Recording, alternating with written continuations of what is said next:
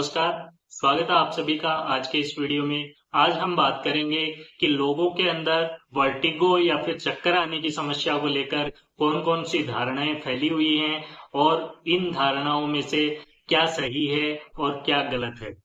तो शुरुआत करते हैं। सबसे पहली बात, लोगों के बीच सबसे आम धारणा है कि वर्टिगो और डिजीनेस दोनों एक ही बात है। तो आइए जानते हैं क्या है इनमें अंतर।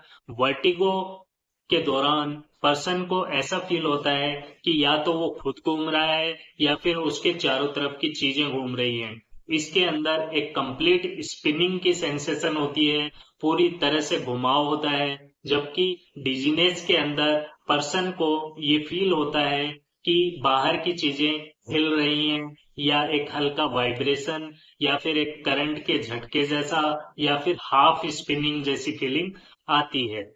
इसमें कंप्लीट चक्कर नहीं आता है। दूसरा, वर्टिगो केवल बुजुर्ग लोगों में ही हो सकता है, ऐसी भी धारणा लोगों की बनी होती है। वर्टिगो किसी भी उम्र में हो सकता है। उम्र बढ़ने के साथ यह ज्यादा आम हो जाता है, लेकिन युवाओं में भी ये समस्या देखने को मिलती है। खास तौर पर कान की बीमारियों या फिर माइग्रेन या सिर की चोट की वजह से युवाओं में भी चक्कर आने की समस्या या वर्टिगो पाया जा सकता है। तीसरा, काफी लोगों के अंदर ये धारणा होती है कि वर्टिगो हमेशा कान की बीमारी के कारण ही होता है।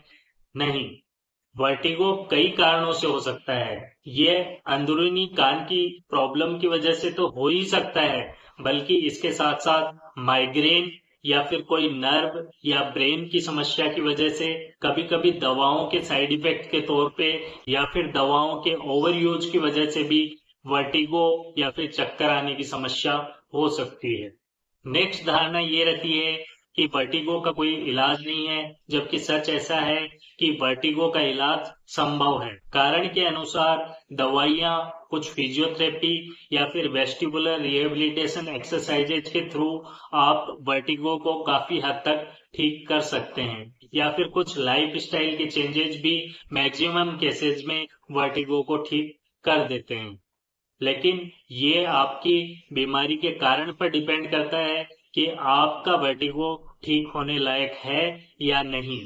अगली धारणा लोगों में रहती है कि वर्टिगो अगर है तो उन्हें बिल्कुल आराम करना चाहिए, घूमना फिरना नहीं चाहिए। जबकि सच ये है कि अगर डॉक्टर की मनाही न हो तो आपको हल्की गतिविधियां और बैलेंस एक्सरसाइज करते रहना चाहिए। ये हमेशा वर्टिगो के लिए लाभदायक होती हैं। अगर कोई इमरजेंसी कंडीशंस का वर्टिगो है तो आप इन्हें अवॉइड कर सकते हैं। ज्यादा देर तक बिस्तर पर पड़े रहने से बैलेंस की समस्या और भी ज्यादा बढ़ सकती है। एक धारणा ये रहती है कि वर्टिगो सिर्फ शारीरिक समस्या है, मानसिक नहीं। तो सच ये है कि लंबे समय तक वर्टिगो रहने से एंजाइटी, फियर और डिप्रेशन जैसी समस्या हो सकती हैं। मानसिक स्वास्थ्य भी इससे प्रभावित होता है। इसलिए इलाज में दवाओं के साथ काउंसलिंग और रिलैक्सेशन तरीके आप अपनाएं। अगली धारणा रहती है कि वर्टिगो हमेशा खतरनाक होता है। तो सच ये है कि ज्यादातर लोगों के अंदर या फिर ज्यादातर मामलों में वर्टिगो ज्यादा खतरनाक नहीं होता है और इसे प्रॉपर इलाज के द्वारा ठीक किया जा सकता है। लेकिन अगर आपको अचानक तेज चक्कर के साथ बोलने में परेशानी, चेहरे या फिर हाथ पांव में सूनपन या तेज सिरदर्द हो तो यह स्ट्रोक का लक्षण हो सकता है। ऐसे में तुरंत डॉक्टर को दिखाएं। डॉक्टर से संपर्क करके इमरजेंसी में पहुंचकर तुरंत अपना इलाज करवाएं।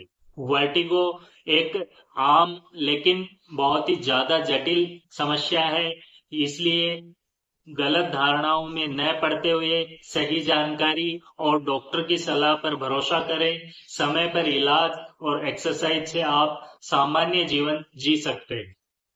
आप कमेंट बॉक्स में कमेंट कर जरूर बताएं कि आपके एरिया में वर्टिगो को लेकर किस तरह की धारणाएं फैली हुई हैं, ताकि हम उन पर आगे डिस्कशन कर सकें। तो मिलते हैं दोस्तों अगले वीडियो में। तब तक ध्यान रखिए अपना और अपनों का। स्वस्थ रहिए, हंसते रहिए। धन्यवाद।